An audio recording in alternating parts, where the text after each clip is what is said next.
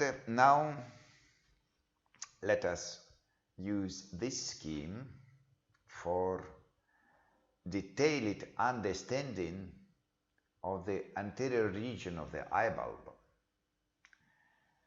This is scheme from the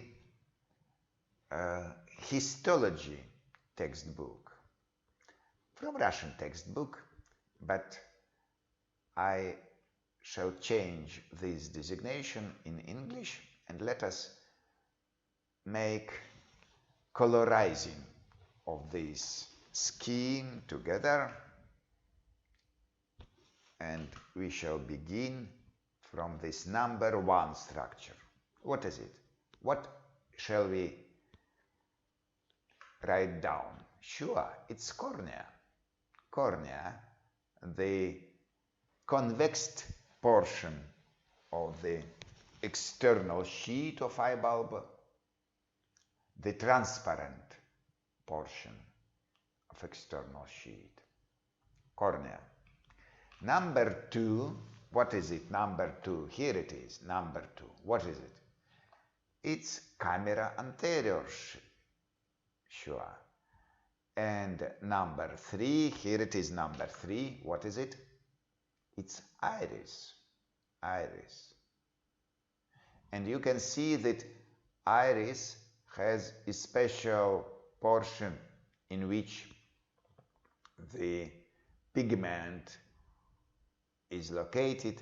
That's why iris of each of us has different tune of color. Then number 4, here it is, number 4. Number 4 is posterior chamber, camera posterior bulbi, camera posterior bulbi. And now number 5, here it is. What is it? It's lens, sure, it's lens.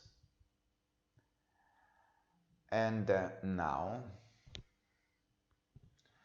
number 6, here it is, number 6.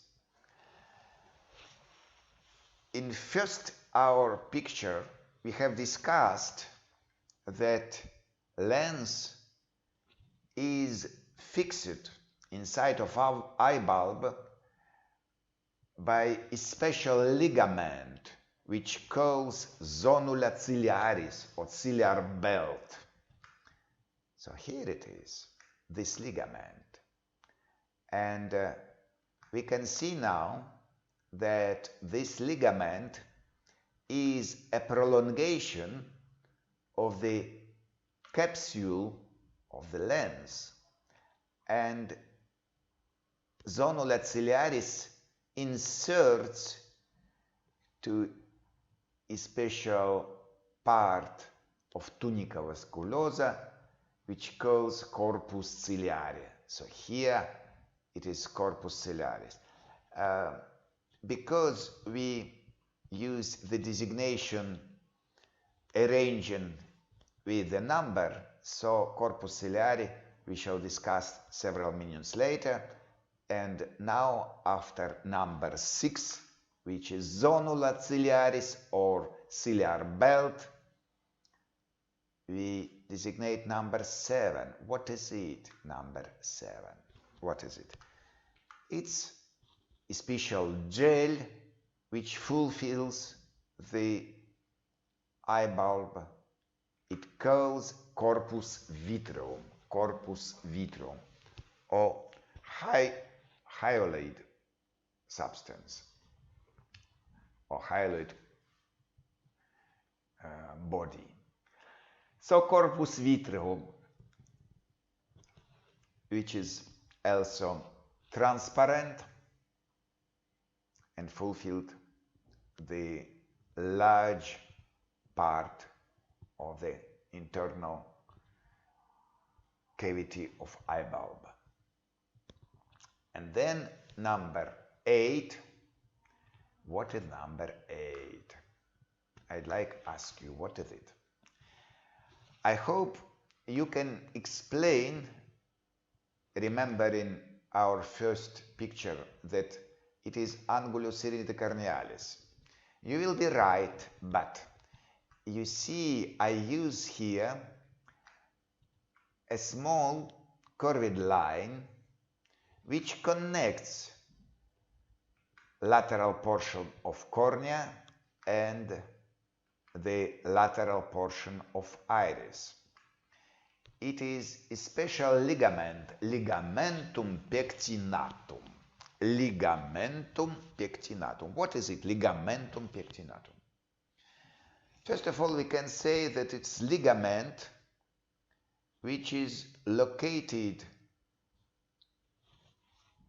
on the all 360 degrees of periphery of the internal surface of eyeball for fixation of the iris to the cornea.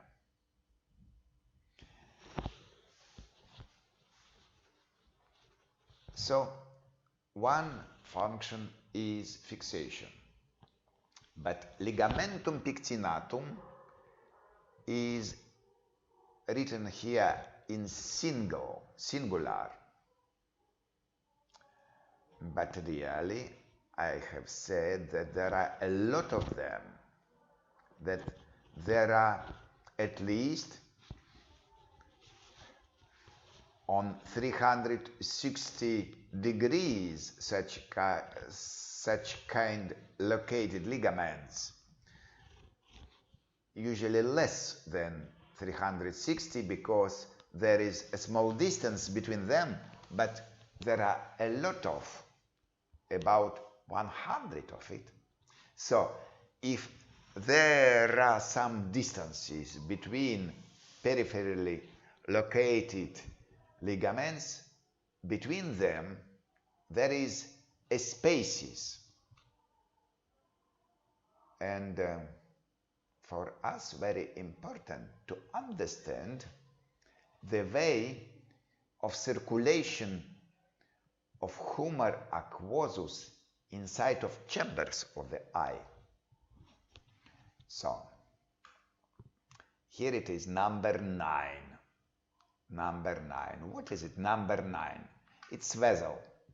It's vessel which curls sinus venosus sclera, or in Russian it's written in the parenthesis that it is canal of Schlemm, according to author, scientist who described it.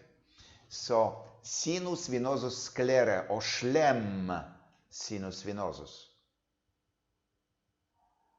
And it is venous blood, small vessel, which is connected with these spaces between ligamentum pectinati, and into this venous vessel, sinus venosus sclera, the humor aquosus absorbed. So you understand, for example, if you use a potable water and you leak it into any bottle,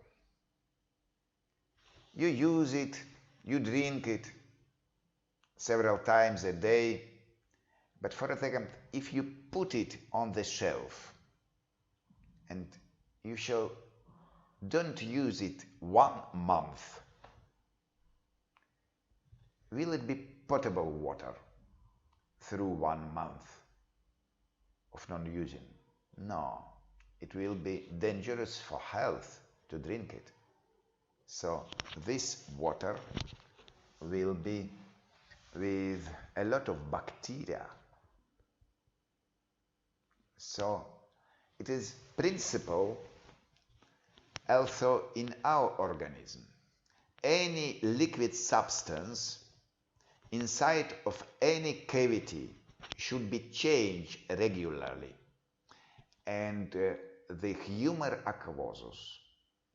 In the posterior chamber, here, posterior chamber number 4, and in anterior chamber should be exchanged. It should circulate. And that's why I use now colorizing of number 10 structure, corpus ciliare, which is middle portion of vasculose sheet of the eye bulb. And corpus ciliare, we have said that it has a triangle shape, and corpus ciliare is divided into two parts. There is medial part of dark red color. It calls the processus ciliaris. And processus ciliaris serves for formation of humor aquosus. So we can say that humor aquosus, this transparent liquid fluid, is formed in these processes. It is formed due to a special process of filtration from the blood vessels into posterior chamber. So its process similar as, for example, in the kidneys, the formation of the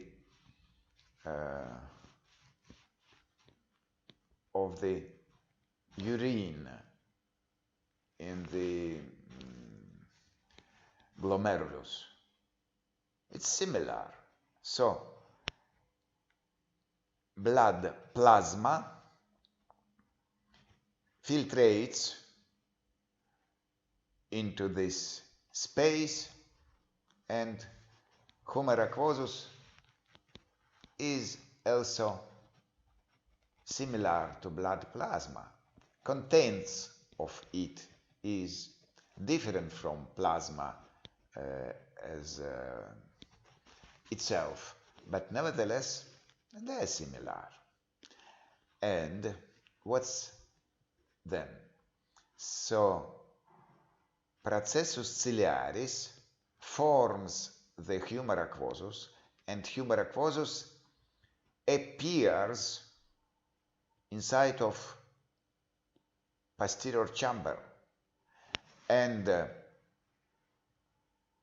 it is source of humor aquosus. Processus ciliaris is as spring of humor aquosus, and it should be moved to the pupil. And pupil works as a special valve through which humor aquosus can pass only one way, only from posterior chamber to anterior chamber, and not oppositely. And humor aquosus moves to anterior chamber, and then it passes through spaces between ligamentum pectinati. Through these spaces, Fontana spaces, the scientist Fontana was described them. So spaces between ligaments, ligamentum pectinati, or Fontana's spaces, they serve for absorbing these humor aquosus inside of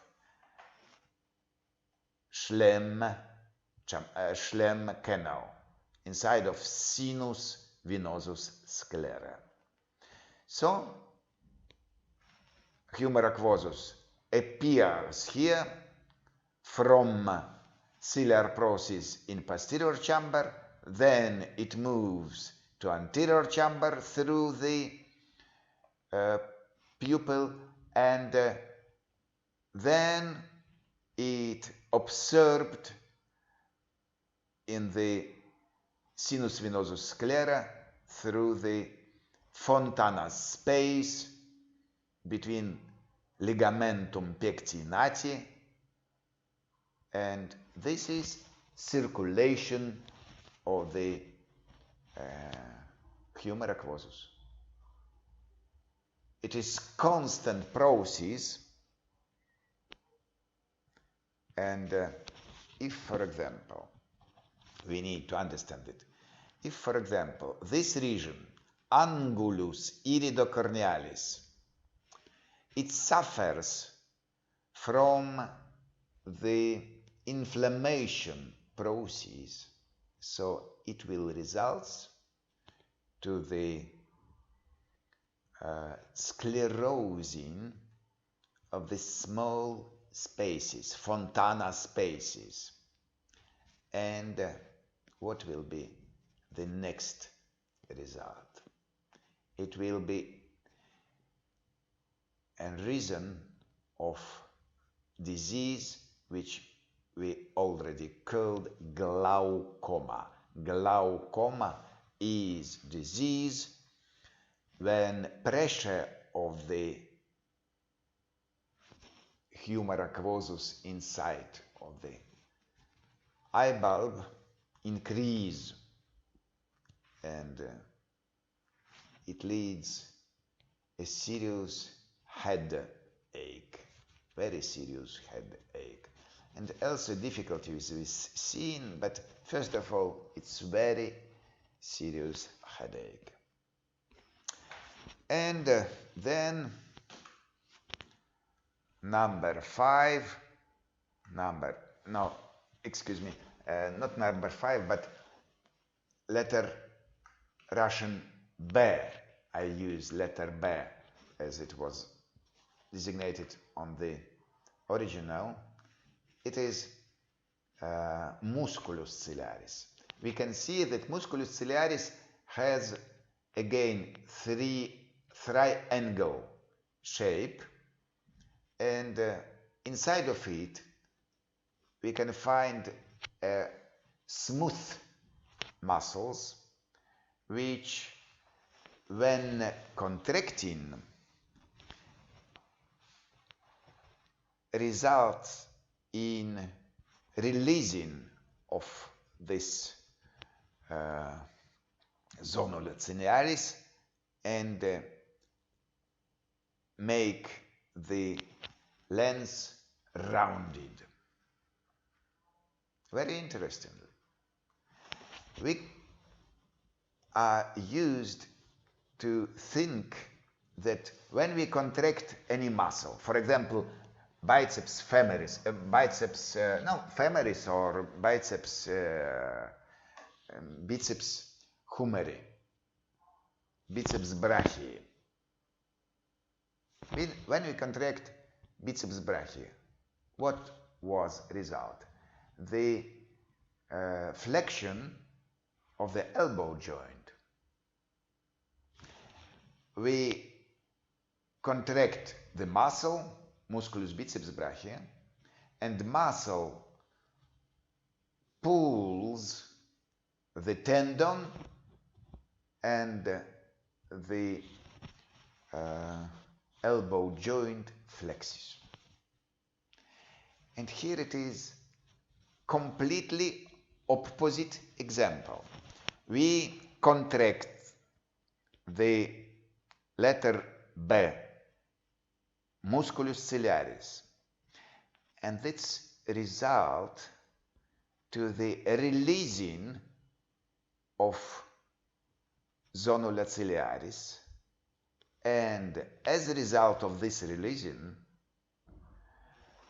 the gel type substance of lens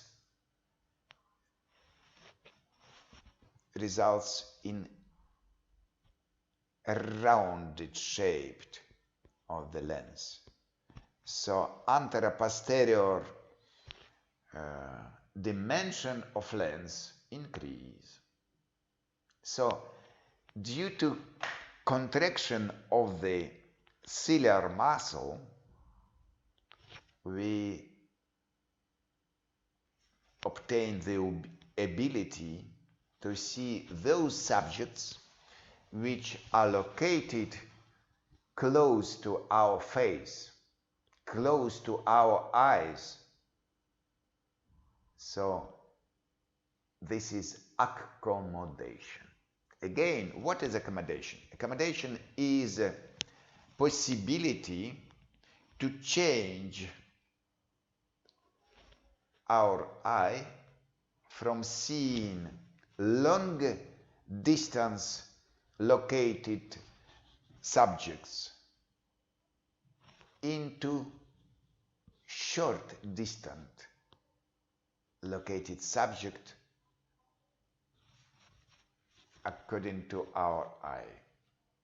And accommodation is result of contracting this muscle, musculus ciliaris. And result of contracting is increasing of anterior-posterior diameter of the lens. That means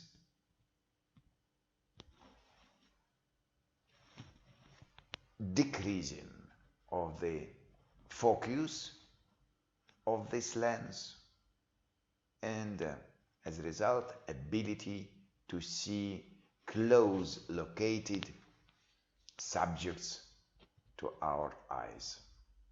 So this is principle of the accommodation. And again, we know that it is regulated by the musculus ciliaris, which is a smooth muscle, and that's why in contemporary men the ability to see good without glasses usually emptying up to the 40 years old. And after 40 years old, we need to use plus dioptry glasses. Okay, so several another designations. Number 11, sclera. Number 12, what is number 12? Number 12 is prolongation of corpus ciliaris in posterior direction, so it's most peripheral, it's most posterior portion of tunica vasculosa, and it curls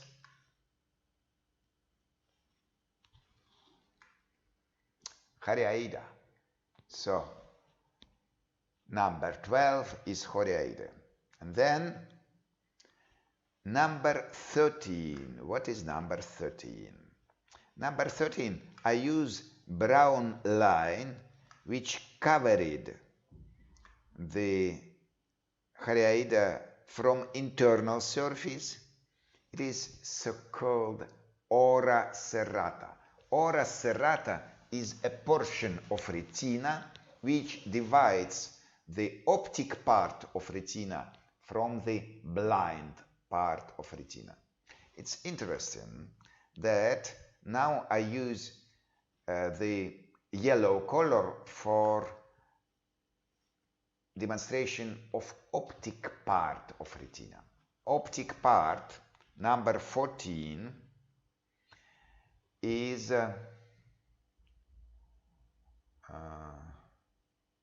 those parts which we find only on posterior portion of eye bulb, but retina also could be found always here, but it is more thin and it has not receptors in it. So this portion of retina anteriorly to ora serrata, anteriorly to number 13, calls blind portion of retina.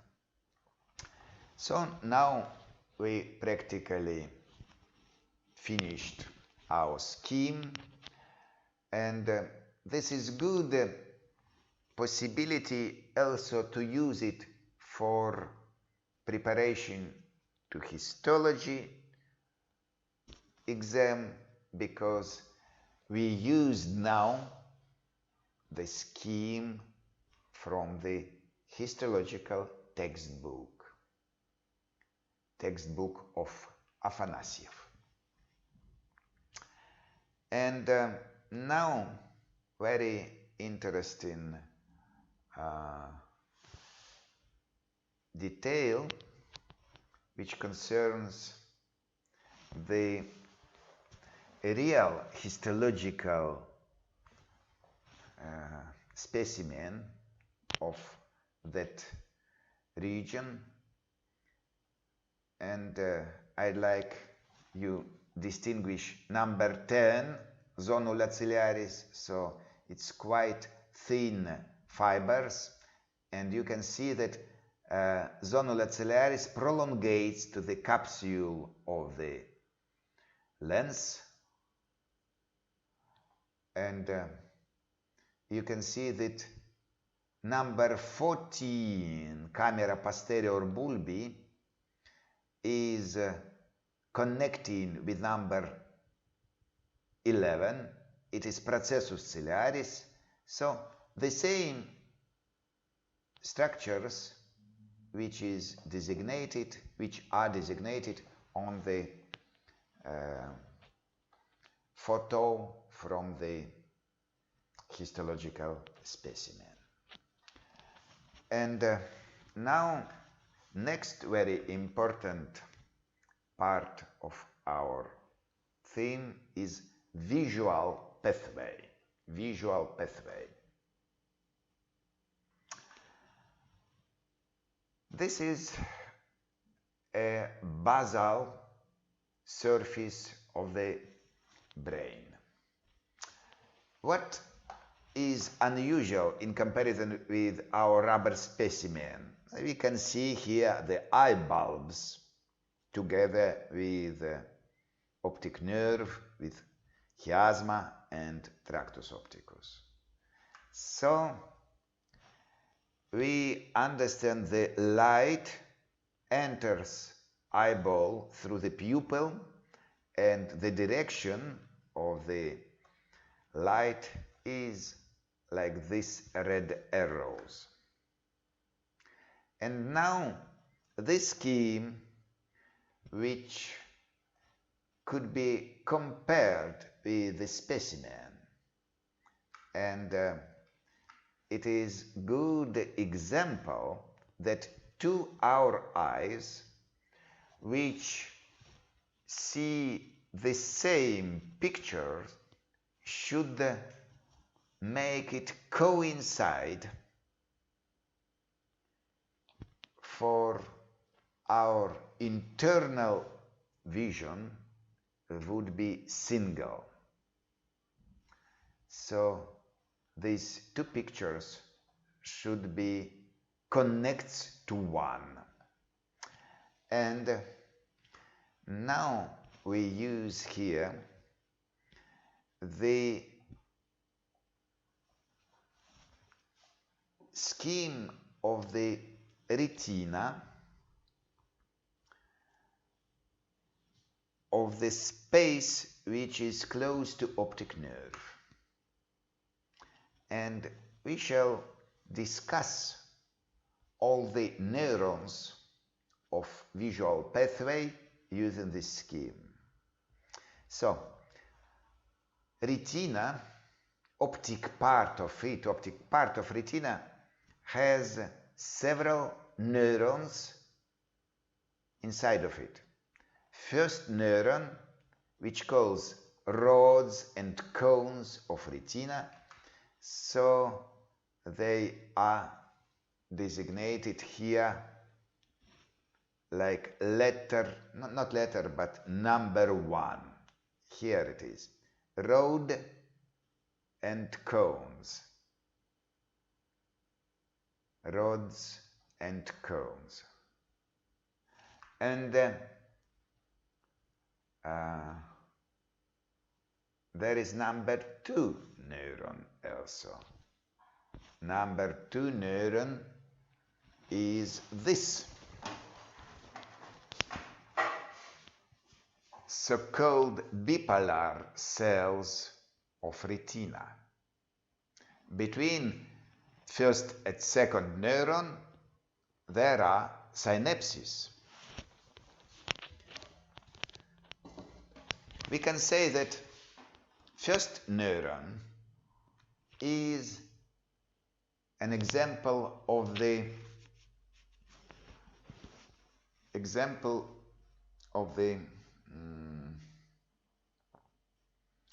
receptors, nerve cells, which converts the highlights into electric signals inside of neuron.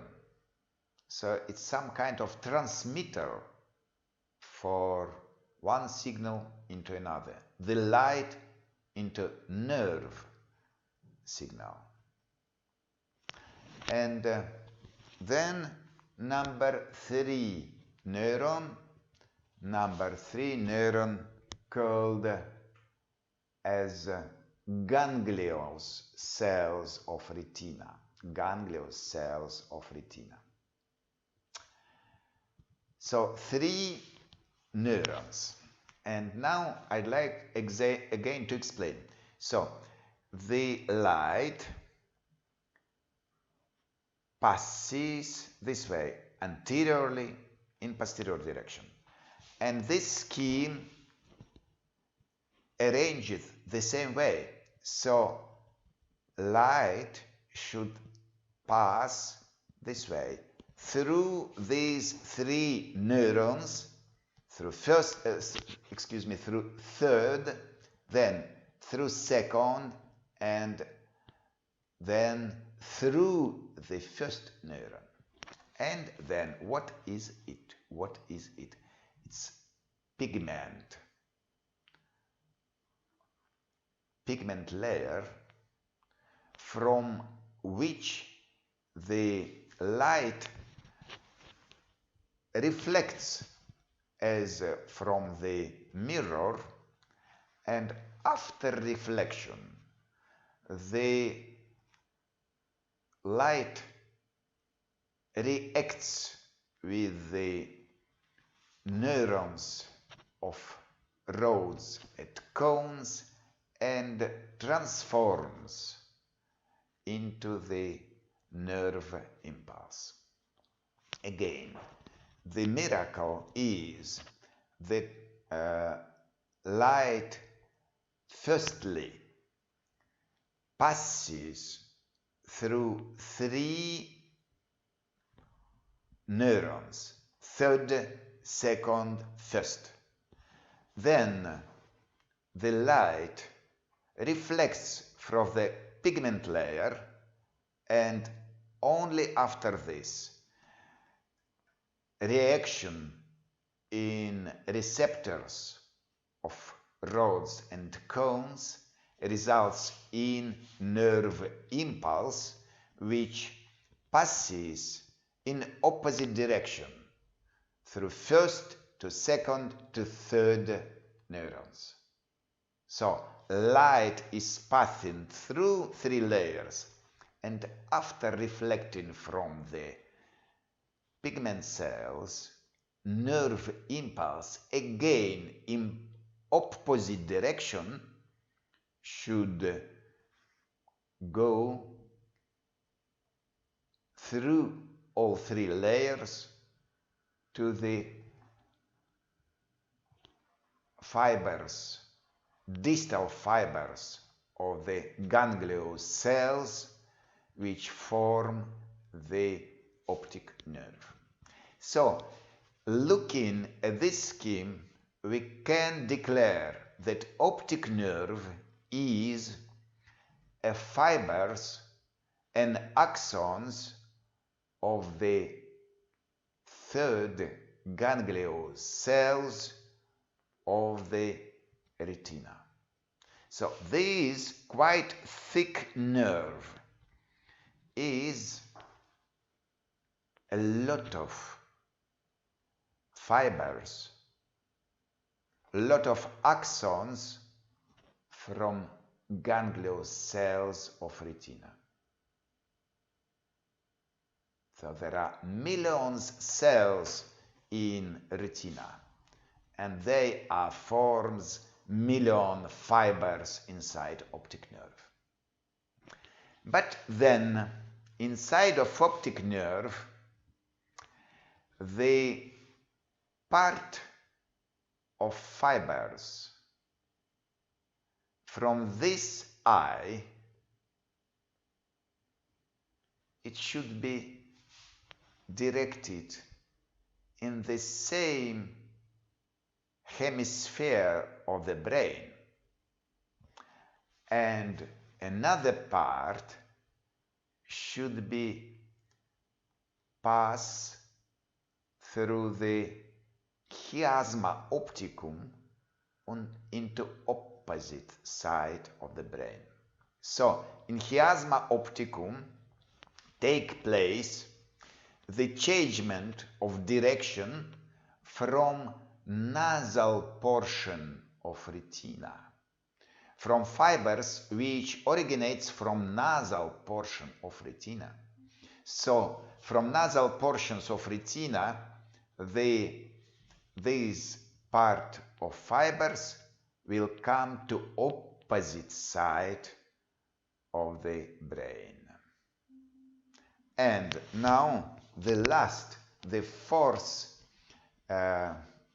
neuron should be found on the lateral genicular body. To reach it, the axons from third neuron should pass through 3A optic nerve. Here it is, 3A, it is optic nerve. Then 3B is here, chiasma opticum. And then through 3C is optic tract, tractus opticus. And tractus opticus will lead us into corpus geniculatum laterale. Corpus geniculatum laterale, place of location of fourth neuron.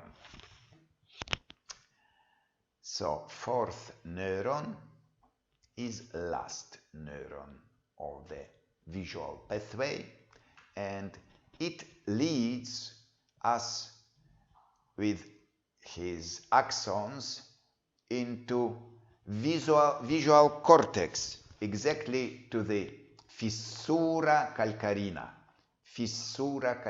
visual cortex. And it is very interesting thing, amazing thing, that really we see any pictures not by the eyes but by the brain. It's exactly visual cortex, the part of our occipital lobes of hemisphere cerebri, really they provides vision of external world. So the organ of visus, organ of vision, it is brain. It isn't eye. Eye only fulfills the function of transmission the signal, but really we see the external world through the brain, using the brain. And now, surely, for example, if any tumor appears in this region is close to cerebellum, it's close to tentorium of the dura mater, so very often it leads to the blindness of patient. So very important situation for understanding the sense of mechanism of our vision. And the last picture is picture from our Sapin textbook.